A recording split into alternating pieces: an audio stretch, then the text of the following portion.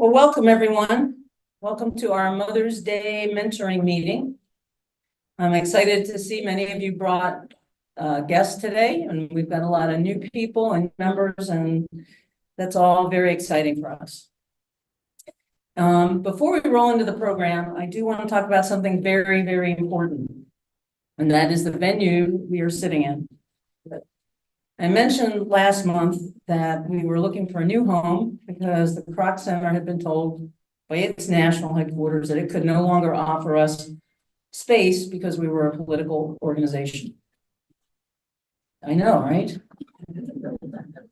For several weeks, the board and some very helpful members, and those of you who are out there know, if you helped us looking for a place, thank you so much, fanned out across Greenville looking for a new location.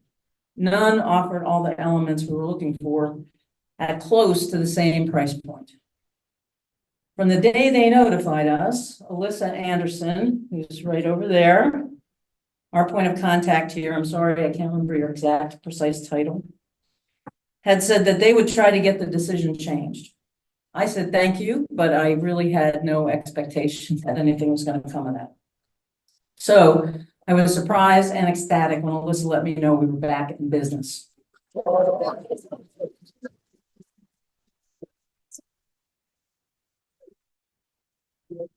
So that is due to the very hard work and unrelenting effort of her boss, David, who is not here at the moment, and Major Harris, who is like the top dog here, right?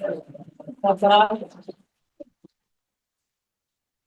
So I just wanted to take this minute to publicly thank them and the staff here, which has always been a real pleasure for us to work with a big round of applause for having our backs.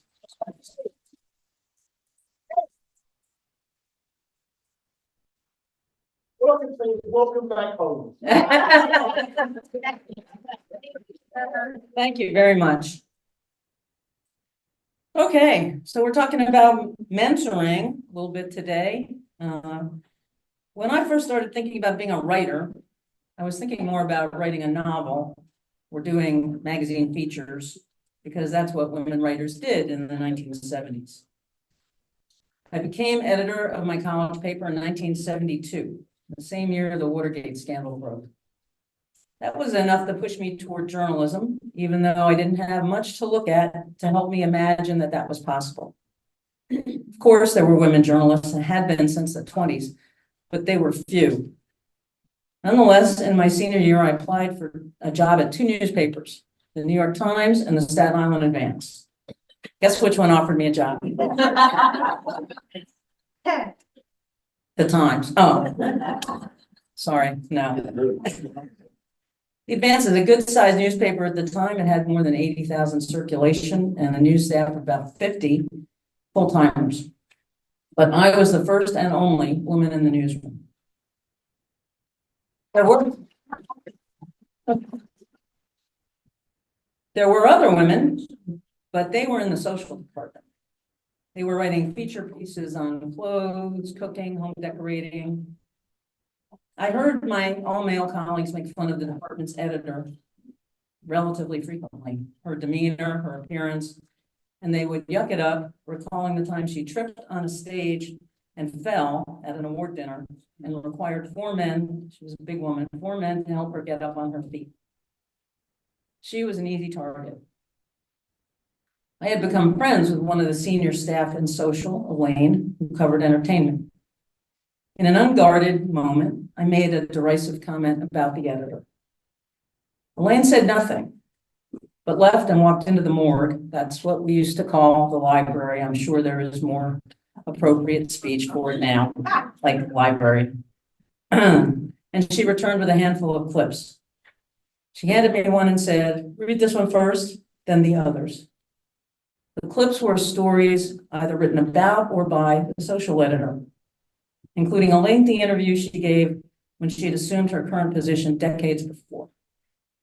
Turns out, she ran the entire paper, from the front page to the obits, by herself with a really small crew of women during World War II, only to be unceremoniously sent back down to the social department when the men returned from war.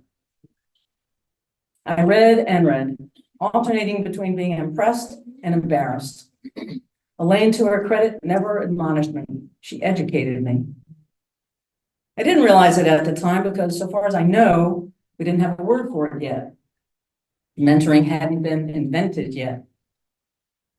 But Elaine was the first person to take me under her wing, to stop me from falling down, to pick me up when I did, and to guide me through the many, many minefields, and there are a lot, a woman in a male-dominated industry had to negotiate. There have been others who I've looked to at different stages of my career and of life. Each one has left a mark on me, an indelible indicia that reminds me Elaine was here, Carol was here, Marilyn was here. They aren't all with us anymore, but I'm remembering them today as I look out at all of you. So all of you who have mentors or mentees here with you, would you just stand up for a second? This is the first of several public embarrassments. Come on.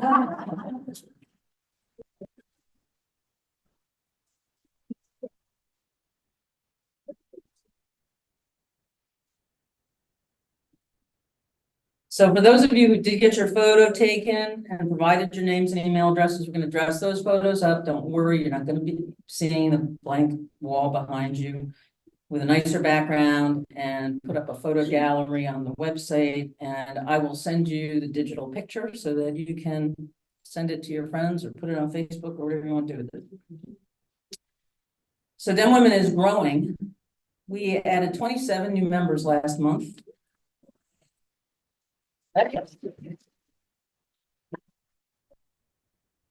And we're really pleased to see a number of new faces at each meeting. So if you are new to our meetings, you have one of those little American flag stickers on, would you please take a second and just stand up?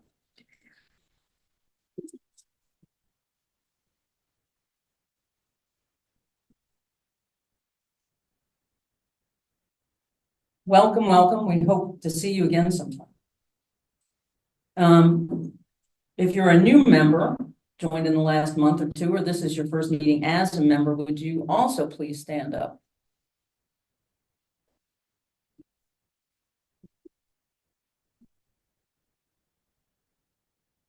We're very grateful for our outstanding elected officials who work so hard against the odds much of the time. And I'm not going to keep screwing it up by missing somebody, so I'm just going to do what I always do and say, if you are an elected official, please stand up.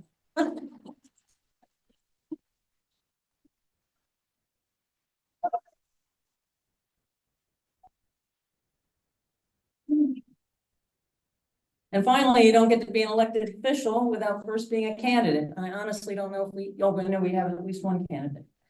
We have an excellent class of candidates this year, some of whom are with us today. If you are a candidate, please stand up.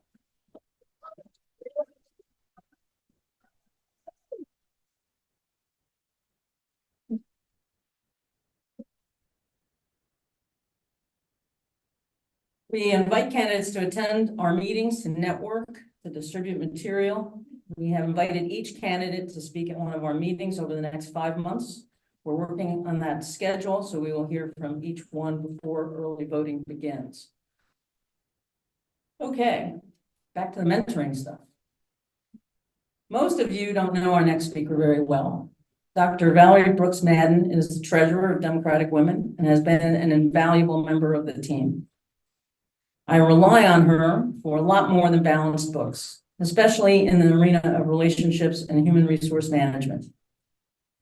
Valerie, or Dr. V, if we're being formal, is executive administrator at GE Vernova, where she's worked for 18 years. She lives by the motto, service above self. And that's apparent in the number of organizations that she gives time to. Among them, she's a past chairman of the board at Rolling Green Village, a board member of Girl Up Greenville, and a number of faith-based organizations, including a leadership position with the South Carolina, I hope that's right, Annual Conference of the United Methodist Church. She also teaches business as an adjunct professor at Spartanburg Methodist College, which is why you don't see her at meetings very often, because that's when her class is. She holds a bachelor's degree in business, a master's in human resources, and a doctorate in business from Walden University, where she wrote her dissertation on the benefits of mentoring. She says in her bio that she has spare time, but I don't believe it. Most of you who don't know Valerie, because she can rarely get to a meeting because it conflicts with the business class she teaches. I already said that. We are lucky today that school is out and she can be with us to provide some insights on mentoring. Valerie, you have the floor.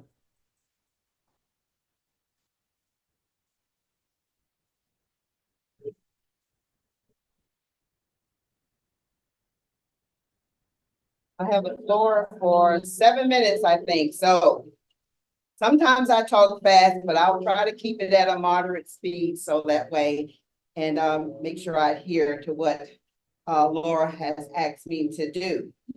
So I start off because I love quotes, okay? So you're gonna hear a couple of them, but the first one I want to start out with is behind every great woman is another great woman. That's like Kate Hodges. So good afternoon, friends, and thank you for your time, and especially thank you for allowing me to share with you a topic that I have spent in minutes, 3,679,200 minutes. In hours, 61,320 hours. In months, 84 months, or simply stated, 7 years to obtain this doctorate degree. So it's just like someone that's getting ready to retire. Do you remember when you got ready to retire, you had it nailed down to the minute? So I'm going to always remember these figures. So my dissertation was on the topic of mentoring. Mentoring was once a term used by attorneys and people in the business arena, and then later in the 80s, the nursing profession started using the term. And so some of the information I'm giving you is coming from my dissertation. And of course, if you're familiar with writing and using someone else's words, you do have to cite these. So forgive me if I don't cite the name for time frame, but it is actually cited and I want to go ahead and preference that. Mentoring is also used in certain occupations and acknowledges in various disciplines in business, education, medicine, and the work environment. In developing careers that involve a mentor and a mentee. But let's think about this, ladies and gentlemen, even though this is a woman's world in here today, okay? But I'm still going to reference you, gentlemen. We have all been mentored at some point in our lives starting at an early age. To be honest, some of us were mentored, and you may not have thought about this, but think about it. Learning how to clean a house, how to take care of a household, how to get a job, how to stay on the job, how to be in a relationship, how to raise your children, and some even in the political arena when you wanted to make that your career. So even though we started in the 80s and they give some of these terms this big name, let's be honest, it's been happening for years. If you listen, you took the advice and you followed that advice and you were not, so maybe been hard-headed along, but as life goes, we have those hard knocks and people have already told us things and we forgot about them, but they have a way of coming back around, right? So think about mentoring. Studies have shown that the purpose of mentoring is a type of learning that lasts a lifetime and it's a resource for succession planning. Sonia Sotomayor once said, when a young person, even a gifted one, grows up without proximate living examples of what she may aspire to become, whether lawyer, scientist, artist, or leader in any realm, her goal remains abstract. Such models appear in books or on the news. However inspiring or revered, are ultimately too remote to be real, let alone influential.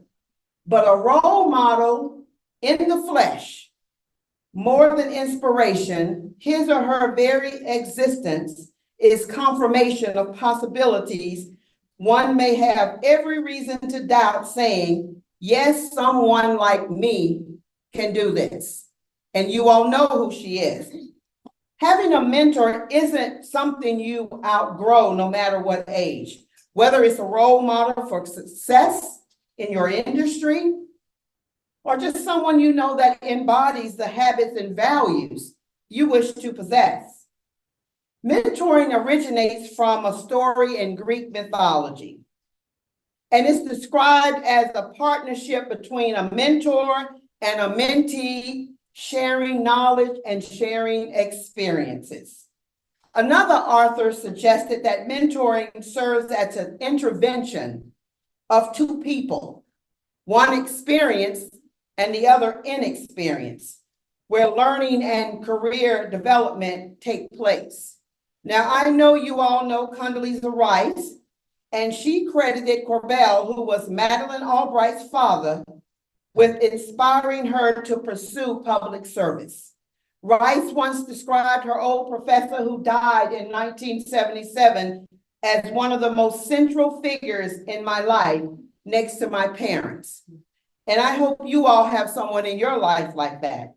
Former Morehouse College president, Dr. Benjamin Mays, was once an outspoken critic of segregation before the rise of the modern civil rights movement and a mentor to Dr. Martin Luther King Jr. We have so many talented, gifted, and smart women in this room today. So I asked you the question, what does your succession plan look like? Who are you mentoring?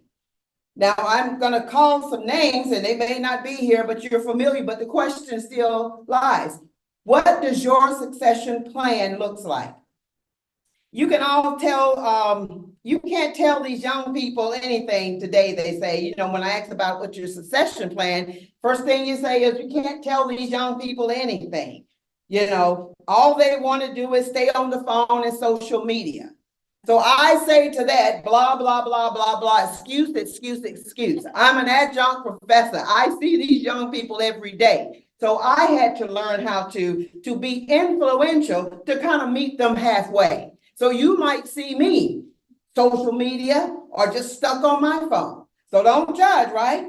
But just know that nothing worth fighting for is easy. Be somebody who makes everybody feel like somebody. Being a mentor is not about jealousy, envy, or putting one another down. Women, we got to stick together because we all got something in common. You know, Maya Angelou said it better. We all are phenomenal women. Just look around. Our tone, our color tone may be different. Our weight, our sizes may be different. But what we have in common is we all are phenomenal women.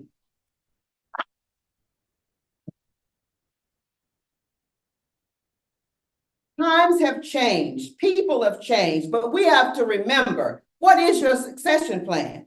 But we have to reach somebody. Look around, who is mentoring the next Xanthi Norris, Michelle Shane, Chandra Dillard, Kamala Harris, Michelle Obama, Shirley Chisholm, Hillary Clinton. Kamala Harris once made a statement, what I want your women and girls to know is you are powerful and your voice matters. Brigham Young said it best, you can educate a man. You can educate a man. You can educate a woman. You educate a generation.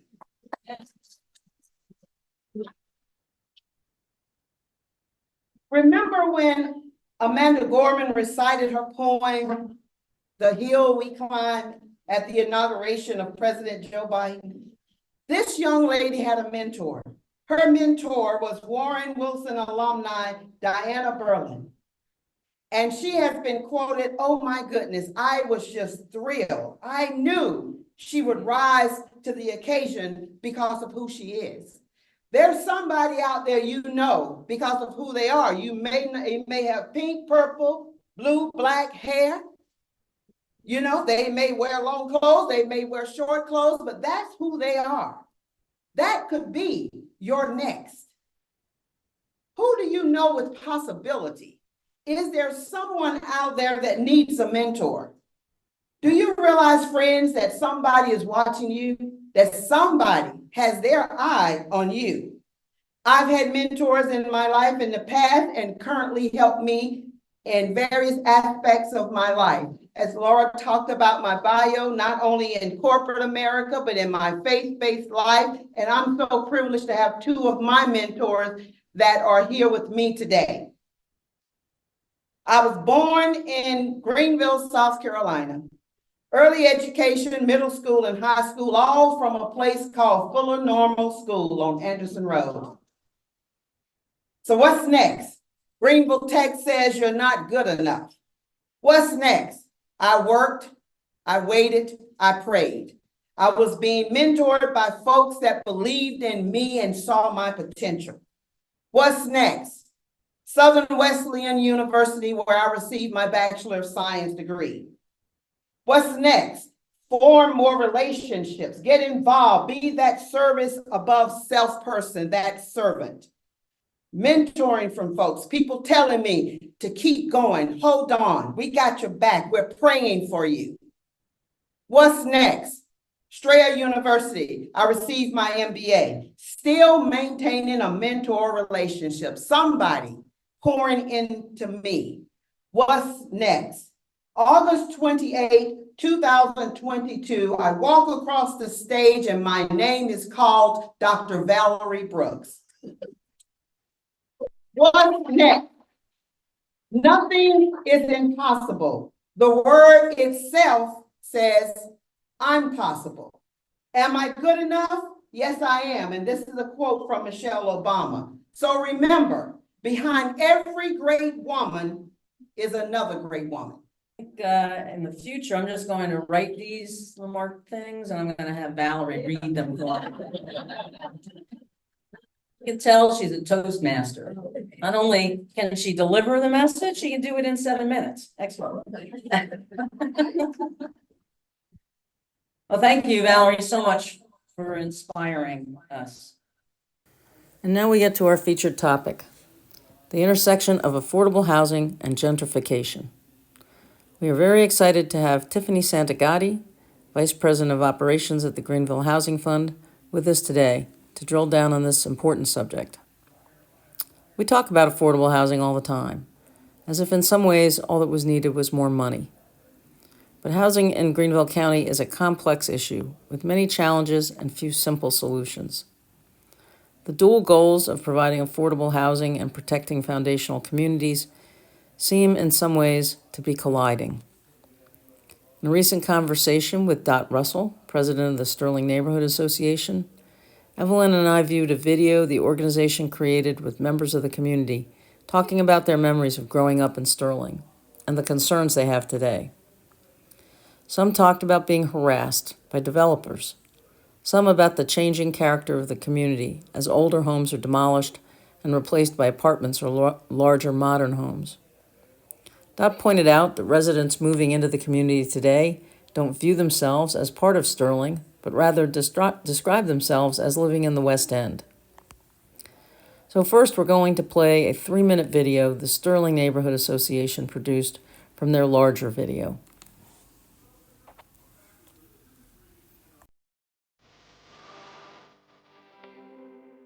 The Sterling Stories Project was born out of a deep love for the historic Sterling community, which emerged in the 1890s through the establishment of Sterling High School.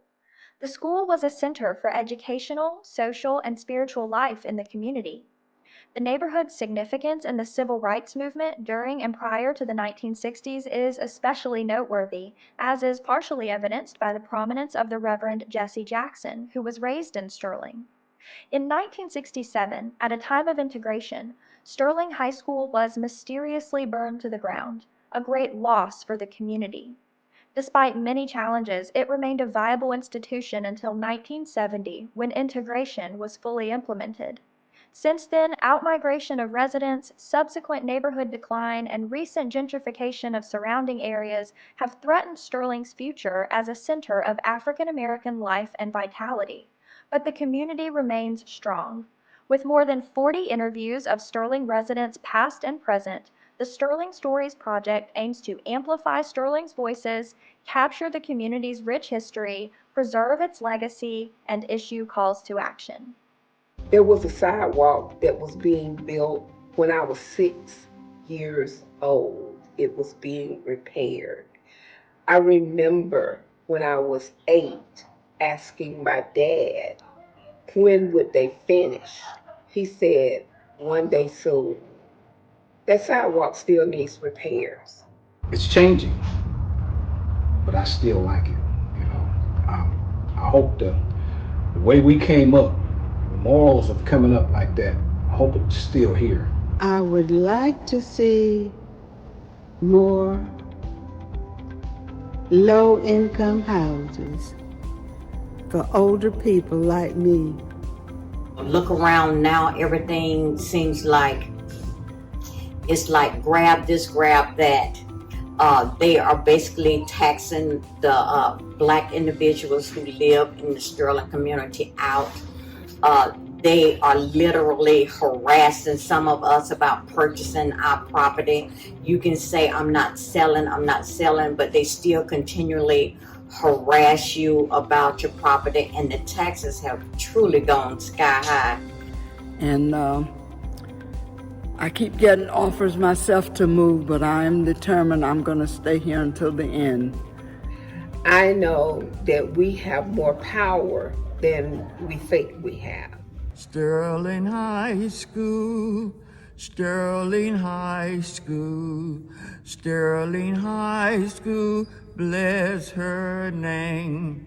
And in defeat of victory, bless her name.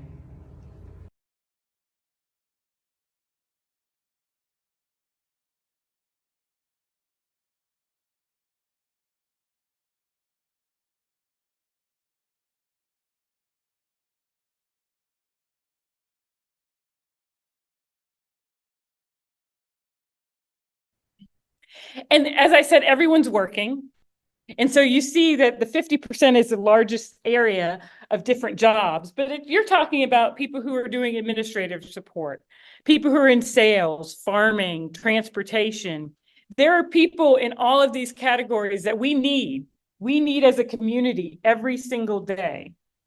And so it's important for us to support these people so that our community continues to thrive. And I did want to show you the 2024 Greenville area median income chart. So Greenville specifically, if you have a family of 4, 100% is at 88,600. Interesting enough, it decreased. Last year it was at 89,000. So our incomes are actually on average decreasing in Greenville. And you can see for a family of 4 at 30%, you're looking at 31,200. Think about that. Think about the bills that people have and how a family can live off of that amount. And then this kind of shows you the rents that people have to kind of get to that 30% mark. And I'm going to use that family of 4 at 30% again. You know, they were making 31,000. Let's say they have a 2-bedroom. They would have to pay $598, or a 3-bedroom, $691, which I'm going to be honest, I think that's a little challenging at 31,000. I don't know how they could do that without some more people in there. But, you know, those are what kind of the rates should be. And you can see where the fair market value, fair market rents are at the very bottom. So typically that 2-bedroom is at $1,200. So we're talking half the price has to change to get to somebody who's making 30%. That's a big gap. Big gap. So, and that's obviously what affordable housing is. How do we fill that gap? And gentrification is just one aspect of affordable housing, or how affordable housing impacts our overall community. So, as you can see, gentrification is a demographic and economic shift that displaces established working class communities and communities of color in favor for other wealthier newcomers in real estate development. Remember on the video, they said people keep knocking on their doors? Those are the people knocking on their doors. Now, gentrification is affecting 14% of our population in the United States. And this little chart, which I don't know if you can see very well, the highest number is in Oakland, in California, which, you know, traditionally has been his Black community, and their gentrification numbers are 31%. So twice what the average of the country is. And really what we're seeing is these communities have been de-invested in time after time after time. Remember, Dot's like, you know what? I really just wanted the sidewalk fixed. Like, I just had a thing in my sidewalk. You know, they didn't fix it. They still haven't fixed it because that disinvestment was necessary to, well, necessary is probably not the right word, was intentional to lift up other communities. They decided where to spend funds. And it was not in those low income communities. So then when people go to purchase properties, now you have an area that has been disinvested in and the properties are cheaper. So they buy all those properties up and then create more wealth for themselves, raise up the prices to those families who had challenges just living in those communities due to lots of historical factors that I'm going to get into. There are some benefits to gentrification. I know that might surprise some people. There are some benefits. First of all, it's not like people don't want to live in a nice community, right? It's not like people in the communities are like, no, no, no, don't get, you know, nice roads and sidewalks for me. Everybody wants a nice community. Everybody. So obviously, when you beautify parks and buildings, people, that's a good thing.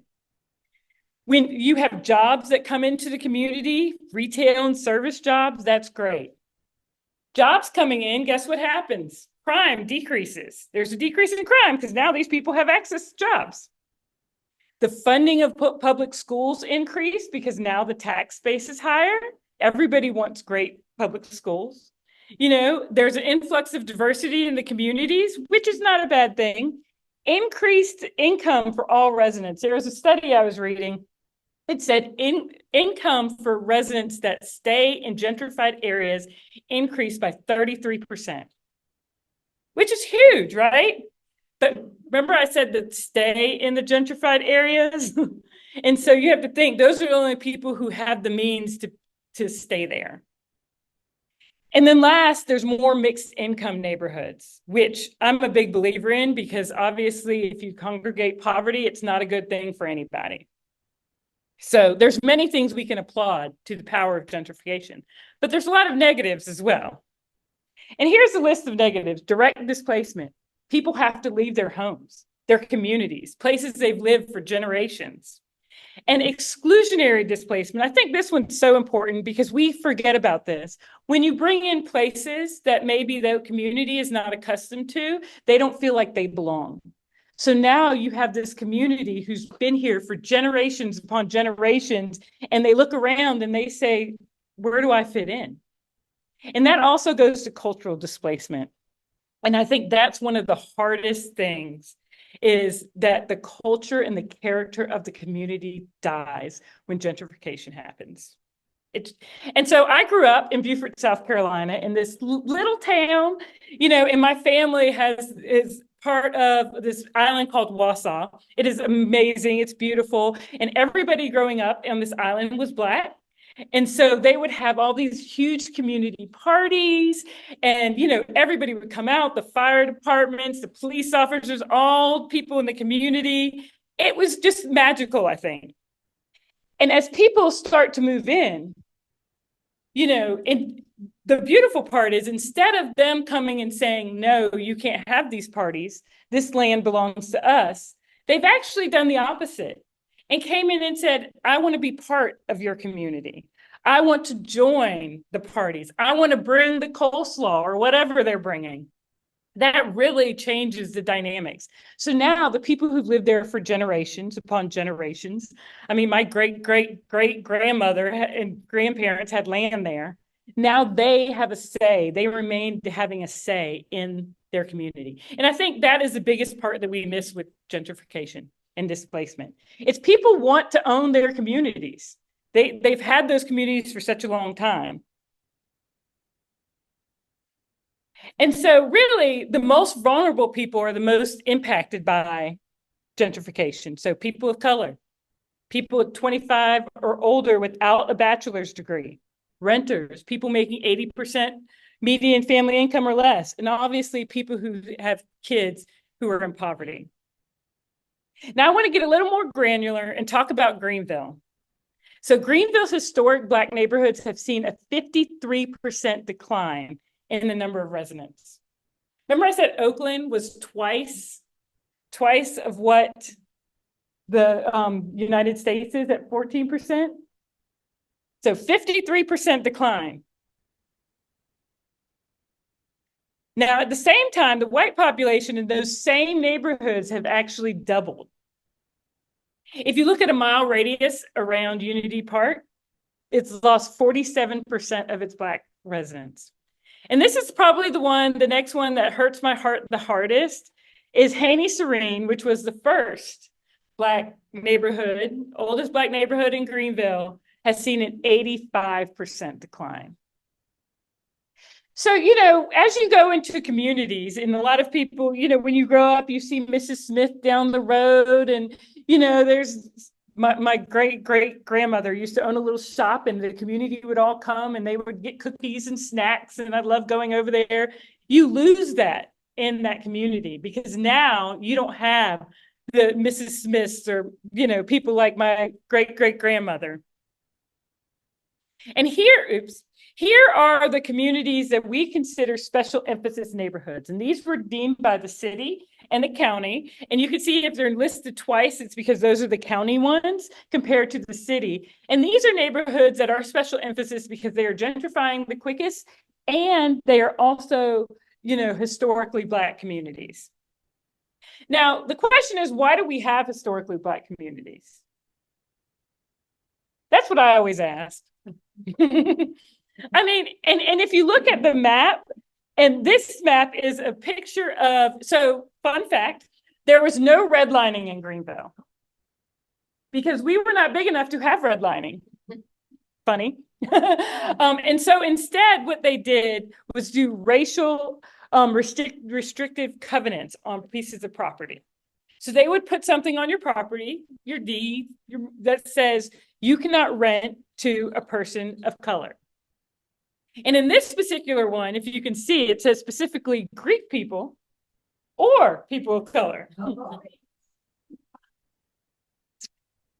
And if you see all these purple dots, that's where every single racial restrictive covenant is in Greenville.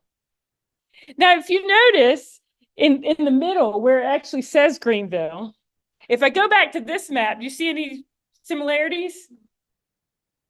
The areas that are listed as historically Black communities are the areas that were no racial restrictive covenants.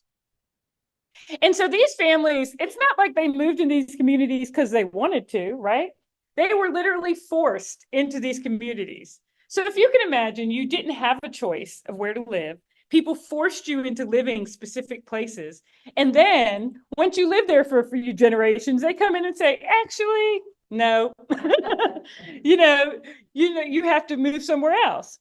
And so it's really hard if you think about the long history and historical factors that created the communities and the worlds that we are in, why gentrification is so hard, specifically on people who were restricted from living in certain places.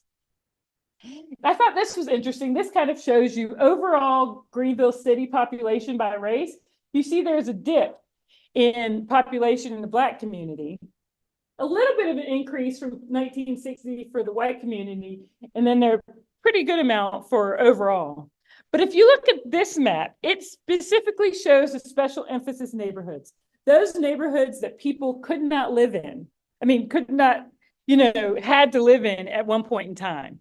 The population has dropped from 17,000 to 9,000.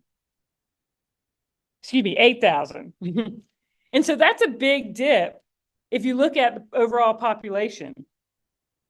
And then here are just some differences in the communities, in actual specific communities. And I wish I had Sterling. I apologize, Donnie. But Haney Serene, you can see a big drop. They went from having 700 people to 100. And then look at how it goes the opposite way. And, you know, West End, 600 to 160. And so, as you know, we go on, and I could have showed y'all tons of these, but my time is limited. These are the most egregious, but every community has a chart that looks just like this. And this just shows you that home prices are growing quicker than incomes. And so if you see in 2022, the home price went up 34%. 34%, that is insanity. Whereas the income, just on average, went up 12%. And I don't have the income here, but it actually is decreasing now. As I said, in 2023, it was 89,000. In 2024, it is 88.6 thousand. So that leaves a lot of homes that are cost burden as it relates to their house. Remember, that's 30% of their income. More than 30% is spent on affordable housing. So you have 55% of renters and 44% of homeowners. And you can see the renters area is much bigger.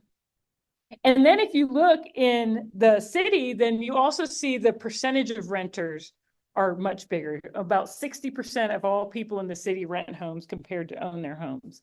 And so you can see why the gentrification in the special emphasis neighborhoods hits them a lot harder.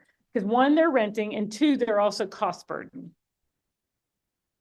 So that equals about 53,000 families in Greenville that are cost burden, 53,000. Which at first you say, well, I mean, we have a population of what, 600,000? That doesn't seem that bad. But if you're one of the 53,000, it's pretty bad. And also, so that's about, 9% of housing. However, when you add transportation costs to that, it changes the game. So when you add, so the average family is about 26% of housing, which is pretty good, right? You're under your goal. But then when you add in transportation, it adds, now you're spending 53% of your income on average. That means everybody on housing and transportation. That's huge. And these are people with cars, without cars. And so that's definitely something to consider. And I just want to point out, it's hard for me to have a conversation about housing without having a conversation about transit, because transit helps improve equity. It helps improve living experiences. It helps decrease displacement. And then here are some numbers. I just think it's always good to understand kind of where the issues are. If you look, blue is 30%. Blue is where you want to be. And green is where you don't want to be. And you can see that obviously we have too many people in the green and the orange, and it's disproportionate to the population. And then if you look at home ownership rates, this one breaks my heart. Do y'all know that there's less Black people who own homes now than in the 1960s? Is that not insane? So you can see by this chart that obviously you have about 40% of Black people who own homes compared to about 78% of white people. And then if you go down, look at my poor Hawaiian natives and other Pacific Islanders, they all are renting. That just makes me so sad. And so we really need to increase home ownership. And this is a good chart to explain why. But then you also look at the denials per race. Who's the most being denied on getting a mortgage compared to who has the least amount of mortgages? Yep. So now here's a chart. Now that I've gone over gentrification and have depressed y'all, we are going to go over what we could do about it. And I'm going to give all the credit to my wonderful friend and colleague, Miss Tina Belgi over there, who helped produce this. And this just tells you the type of housing that we need in the communities. So our goal at the Greenville Housing Fund is to get 10,000 units in 10 years. And so we need 7,200 of very large complexes so that we can have more people have housing. We need about 2,320 missing middle. And these are smaller complexes, like 40 units per complex. And then lastly, for the neighborhoods, we need to increase by 480 affordable homes. And I'm going to be honest, this is the most challenging because it's the most expensive, but it's the one that we need to work the hardest to get. And so we are actually embarking on a new program called our neighborhood strategy. And I'm going to give lots of thanks to the city of Greenville. See my great friend Dorothy over there, who has supported us in really doing everything we do, but definitely in this neighborhood strategy on how do we produce more affordable housing for home ownership specifically. We are targeting all of the special emphasis neighborhoods, you know, so that we can make sure that we can get more affordable housing in those communities. And so I did want to show the housing continuum, and you can just yell at me if I'm going too long. You're yelling at me now? I just want to make sure that we have a chance to get to some questions. Okay, well, I'm just going to skip all of these and get to what you can do, because that is important. One, be a YIMBY, be a yes in my backyard. So many times complexes come up and people are like, well, I like affordable housing, but not in my backyard. I don't want it in my community. But if you really like affordable housing, you should want it in your community. So not only you be a yes to my backyard, but convince others to do so. Attend a neighborhood association meeting, planning meeting, city, county council, show up, especially show up for the people who are doing the right thing. So often we say, oh, you know, we complain, but we don't support. And so you see, you know, my friend Enos here and Dorothy, they are doing the right things. Make sure y'all support them and come out and let them know that they're doing the right thing. Advocate for affordable housing issues. Contact your elected officials. Contact the ones who are doing right. Contact the ones who are not. This is my favorite. Run for office, people. Yeah. We need more people running for office. You know, I think that's so important. If you're a landlord, rent affordably, or, you know, turn into your house into affordable home ownership. You add an accessory dwelling unit to your property and rent it out. Contribute, obviously you can contribute to the Greenville Housing Fund or Impact Fund, or just any organization that focuses on low income, you know, communities, period. And then lastly, feel free to join our Affordable Housing Coalition newsletter. This is a place where you can just get affordable housing news that will let you know what's going on in the community. And so all you have to do is go to Greenville Housing Fund to sign up. So there you go. I got through. I probably had way more to talk about, but okay, I'm staying here. And there's my email. Feel free to reach out to me if y'all need something. Okay, so we have some questions. Oh, all righty. First question: how is the disabled community considered in all of this? Yeah, that's a fantastic question. I think the disabled community is still in the same aspects of everybody else. So if you look at what their income is, you know, we need to make sure that we help them afford homes within their incomes. And so I would say also that we make special precautions and do things to ensure that all the units, that we have units that actually support disabled community members. These families that are being displaced, where are they going? Whew, that's a loaded question. You know, I wish I knew. And I'm telling people, wherever you go, buy property there, because probably in 50 years, people are going to come. I don't know. I think they're going further out to other communities. The problem with that is if you look at people who are low wealth and they're in jobs, you know, let's say that work at a restaurant or are plumbers or electricians, something like that, it's going to take them longer to get to Greenville to do work. And then we're going to have a harder time finding people to work in Greenville. Because if I have to personally pass 300 restaurants before I get to downtown Greenville, I'm probably going to go work at one of those. Is there an effort to reach struggling homeowners who are in danger of losing their homes to rising taxes? There should be. I think that is a great, great thing. Tina, do you know of anything? I'm calling you out. Yes, ma'am. For existing Homeowners, taxes. yeah, there's homestead exemption, but as far as that's only for 60. And then Oh, Dorothy might know. I think that question needs to be tied to the law and reality of how taxes go up and by how much they can go. Yes, I think that's a good point. So I don't know if people realize that your taxes can only increase a certain percentage over a 5 year. So is it 15% over 5 years? 5% over 50. Wait, what is it? Taxes, Yeah, help me out. and where's another thing? Correct me if I'm wrong, please.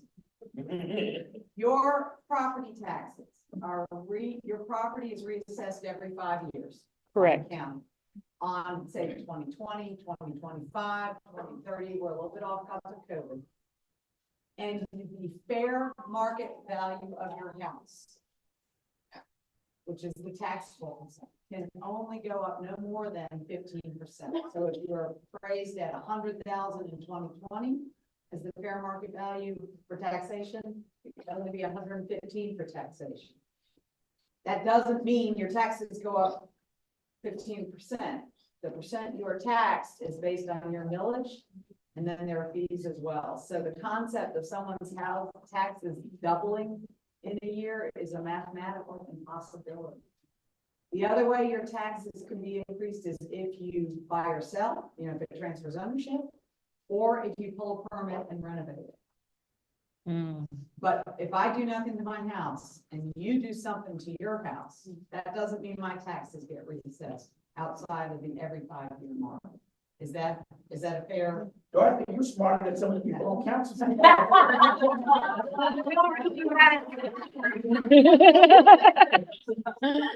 Perfect. Yes. Yeah, there's this homestead exemption. They've looked at expanding it and doing something locally. I know Ennis has talked about it as well on the county level, but you can only change it at the state level to expand it. But there are some workarounds, and other communities have worked like with Habitat affiliates to try to get that expanded, at least just for those homes that are entering like affordable home ownership, so they don't have higher taxes as part of their monthly bill. Awesome. Who else can I get to answer a question for me? Don't go outside of the process. Okay. Okay, I'm interested in this one. Is there a mandate that will keep affordable housing affordable? So one thing, the price you're going up. yeah, yes and no. It depends. So it depends on how it's built, the funds that it takes to actually build the particular project. And one thing that we struggle with is not having what we call inclusionary zoning, in which the city or the city or municipality can mandate if you're building an apartment complex, what percentage is affordable housing. Unfortunately, that is a state rule. And so remember when I said contact your legislators and people? So the state has to say that we can do that. And I would say that the Greenville Housing Fund, I would say we are in deals because we want to create affordability for the long haul. Same thing with GCRA, and same thing for our partners like Homes of Hope and Habitat.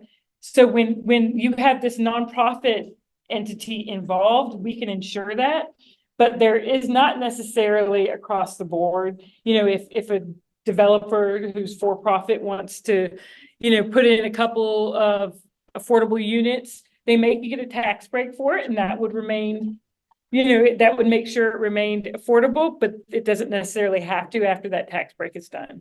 They can also build higher. Yes. Yes. Okay, we have quite a few questions. So given the time, what I'm going to do is I'm going to ask this last one because I'm really interested in the answer. Okay.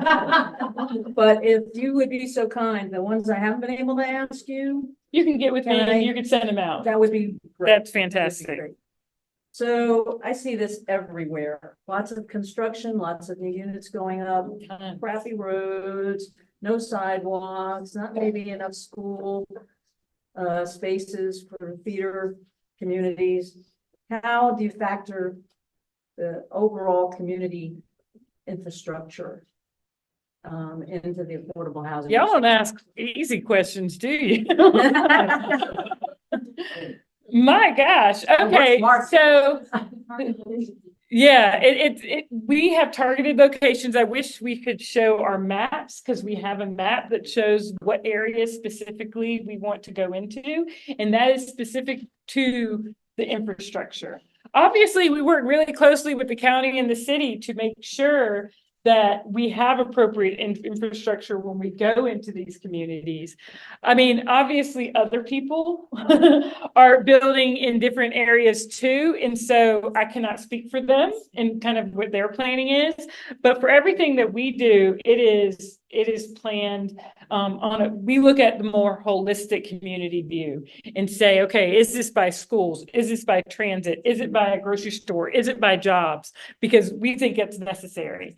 And so our hope is, that we're putting these properties next to some areas where those people can flourish. And obviously there's already people in those communities anyway.